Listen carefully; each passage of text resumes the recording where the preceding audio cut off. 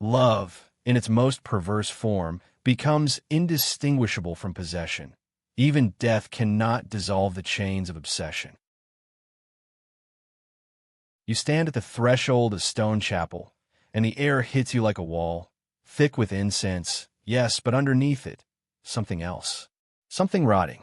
The candles flicker against damp walls, their light too weak to reach the corners, where shadows pool like old blood.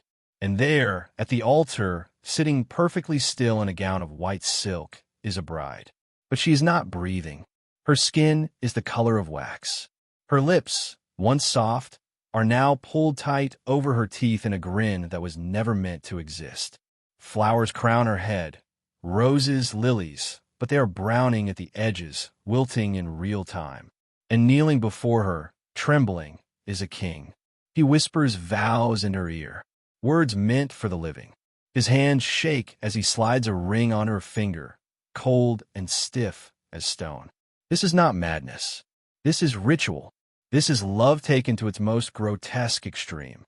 And you can't look away. Before the altar, before the corpse, before the madness, there was just a boy. A prince, yes, but a boy nonetheless. Raised in corridors so cold that even summer felt like winter. He learned early that love was not warmth. It was leverage. Wives were not companions. They were treaties signed in flesh. Power was not earned. It was inherited, passed down like a disease through bloodlines that grew thinner with every generation. His name would echo through history, but not for conquests or glory. No, for this, for what you just witnessed. But he was not born cruel. He was born alone, in a court where every kiss was calculated, every embrace a negotiation, where siblings died young, some to plague, some to politics, and grief was a weakness you buried deep. He learned to dress wounds on battlefields before he learned to write love letters. He watched men die, screaming, and learned that death was the only honest thing in the world. And perhaps that is why, when she arrived, radiant, untouchable, impossible, he believed she was the one thing death could never claim. He was wrong. Tragically, unbearably wrong. She arrives like a ghost given form. Not a queen. A pawn. A foreign bride negotiated by men in rooms she was never allowed to enter, delivered like cargo across borders drawn in someone else's blood. But then, he sees her, truly sees her, and something inside him, something he thought had died long ago, cracks open. She is not just beautiful. Beauty he has known. Beauty is common in courts, painted on like armor. No, she is alive in a way no one else in that stone palace has ever been. She laughs, and it echoes. She argues with advisors, unafraid. She walks through gardens and names flowers he never bothered to notice. She exists beyond his control, and that terrifies him. Because for the first time, he wants something he cannot simply take. This is not love. Not yet. This is obsession wearing love's face. He watches her from balconies. He memorizes the rhythm of her footsteps. He begins to need her presence the way a drowning man needs air, desperately, violently, without reason. And she, perhaps sensing his hunger, softens. She smiles at him. She takes his hand. And for a brief, fragile moment, he believes he has been saved. But obsession does not save. It only postpones the drowning. For a moment, a fragile, shimmering moment, they are happy. Or perhaps they're only performing happiness, the way actors perform a play they no longer believe in. She becomes his queen. They marry in daylight, before God and nobles and priests who murmur prayers they don't mean. She bears him child, maybe two. The court whispers that the king has softened, that love has finally tamed the wolf inside him. But underneath the silk and ceremony, the obsession deepens. It roots itself in his chest like a parasite. He cannot let her out of his sight. When she speaks to another man, his jaw tightens. When she laughs at a joke he didn't hear, his hands curl into fists. He demands her presence at every meal, every council meeting, every waking moment. He tells himself it is devotion, but it is not. It is suffocation. At night, he counts her breaths in the dark, terrified she will stop. He forbids her from riding alone. He stations guards outside her chambers, not to protect her, but to keep her. His love has become a cage. Golden, beautiful, suffocating. And she knows it. You can see it in her face when the candles flicker low. The smile she wears like a mask, and behind it, eyes that have gone distant. She's already slipping away. She falls ill. It begins small, a cough that won't leave, a fever that climbs each night like something alive. Her skin goes pale, almost translucent, and suddenly she looks like something already half gone. In medieval times, illness is both common and terrifying. There are no cures, only prayers whispered into the dark, only saints invoked who never answer. The king summons everyone, physicians with their leeches and bloodletting, priests with holy water and relics, witch doctors who burn strange herbs and chant in languages no one understands. And he does not sleep. For days, he kneels beside her bed, gripping her hand so tightly her fingers bruise beneath his touch. The room reeks of sweat and sage and something sour underneath, the smell of a body turning against itself. Her breathing is labored, wet, rattling in her chest like stones. And his eyes, once sharp, hollow out. He is frantic, but not with grief. With refusal. He cannot accept that she might leave him, that death might take what he has claimed as his. This is not love watching over her. This is possession threatened. And on her final night, she whispers something to him, soft, tender, a goodbye, a release. But he does not hear it. He only hears his own terror, louder than her fading voice. She dies at dawn. The room falls silent except for his breathing, ragged, uneven, the sound of man drowning on dry land. Her hand goes limp in his. The warmth drains from her fingers like water through a sieve. And for a long moment he does not move. He does not cry. He does not scream. He simply stares at her face, as if will alone could force her eyes to open again. Outside the door, servants wait in silence, too afraid to enter. Time stretches. The moment of death becomes unbearable in its stillness. You can see it, the exact second the soul leaves the body. The subtle shift in her skin, from pale to something else, something final. The stillness that is not sleep. It is absence. But the king does not see death. He sees an error, a mistake, something that must be corrected. Because how can she be gone when he still needs her? When he has not given her permission to leave? He stands slowly, like a man moving through deep water. He walks to the window. The sun is rising, indifferent and cruel. And without turning, he speaks to the priest standing frozen in the doorway. His voice is calm, too calm. Prepare the wedding. Confusion spreads through the court like poison in wine. The king's orders are clear, and they are impossible. Her body is to be dressed, not in a funeral shroud, but in a wedding gown. White silk, lace at the sleeves, a crown of fresh flowers woven into her hair. The servants stand frozen, eyes wide, mouths open but silent. Has he gone mad?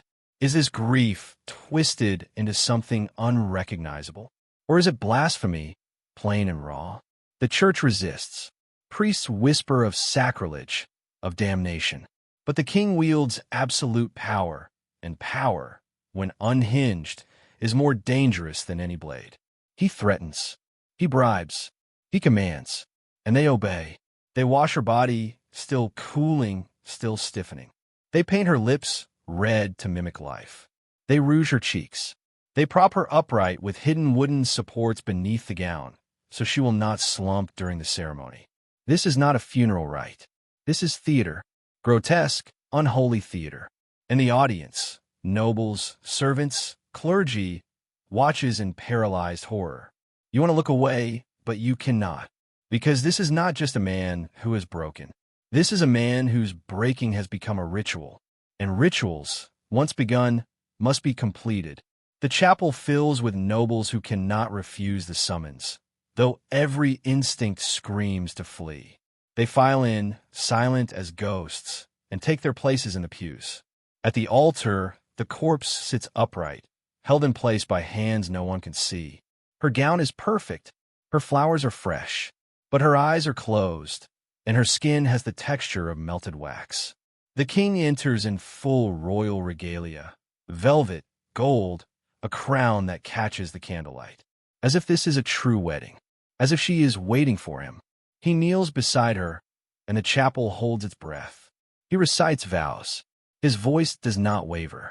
He speaks to her as though she can hear him, pauses as though she has answered, nods as though they are in conversation. He takes her hand, stiff, cold, already beginning to stiffen further, and slides a ring on her finger. It does not fit easily. He forces it. The priest, pale and shaking, performs the rites under duress, his voice barely a whisper. And underneath the incense, underneath the roses and the candle wax, there is another smell. Faint but growing. Decay, hidden under perfume. Her head tilts unnaturally to one side. No one moves to fix it. No one dares. And then the king smiles. A real smile. Relieved. Victorious. He leans forward and kisses her cold, unyielding lips. The ritual is complete. He does not bury her. Not that day. Not the next. Not for weeks. Some accounts whisper that he kept her body in the palace, seated at the dining table during meals, her plate filled with food she would never eat. He speaks to her in council meetings, asking her opinion on matters of state, pausing as if listening to replies only he can hear. Servants are forbidden from removing her. Guards stand watch, not over her, but over him, terrified of what he might do if they disobey. The court descends into whispered horror. Nobles avoid the halls where she sits. The church is outraged, but powerless. Even medieval Europe, no stranger to cruelty, to public executions and holy wars, finds this unbearable. Because this is not violence. This is love rotted into something unrecognizable. The narrator must ask, what does it mean to love something that can no longer love you back? Is this devotion or desecration? Philosophy offers no comfort here. The rot sets in, slowly at first, then faster. Servants cover their noses with cloth. The smell seeps into the stone walls. Even the king begins to notice the discoloration, the stiffness giving way to something worse. But still, he does not let go. Denial is a kind of madness. And madness, left unchecked, consumes everything. Finally, the court can bear it no longer. Advisors gather in hushed corridors. Priests clutch rosaries with white knuckles. Even family members, those few brave or desperate enough, approach the king. They do not speak of madness directly. That would be treason, and treason means death. Instead, they speak carefully in soft, measured tones. Of the queen's rest, of God's will, of honoring her memory properly, as she deserves.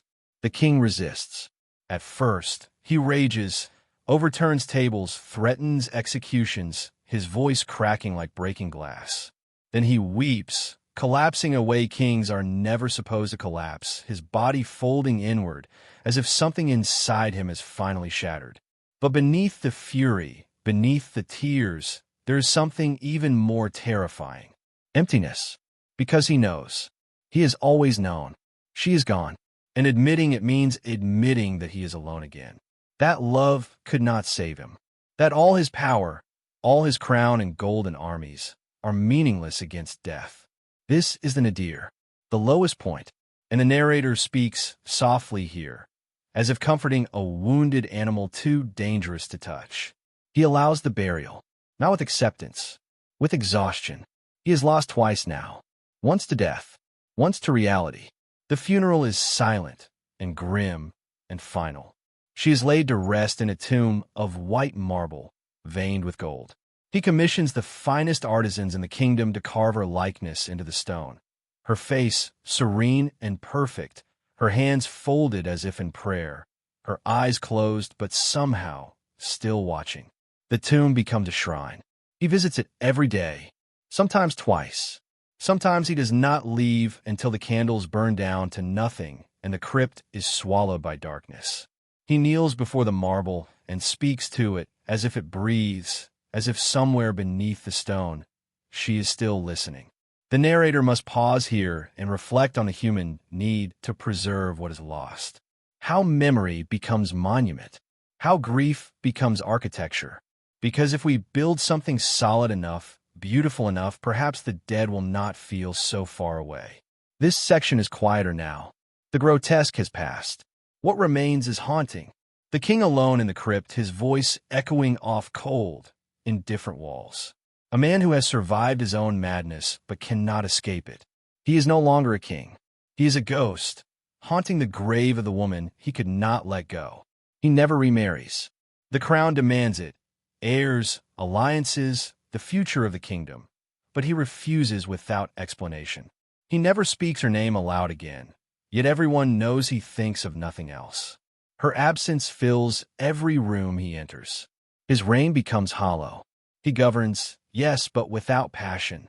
He signs decrees with a hand that trembles. He wages wars, but without conviction, as if the outcome no longer matters. He is alive, but he is not living. The court moves on. Seasons change. New faces replace the old. History marches forward, indifferent and relentless. But he is frozen, still kneeling in that chapel, still whispering vows into the void, still sliding a ring onto a finger that will never warm. Obsessive grief does this. It petrifies the soul. It takes love, which should be a living, breathing thing, and turns it into a cage, a monument, a tomb. His face ages, deep lines carving themselves into his skin like scars. His hands shake when he holds a quill.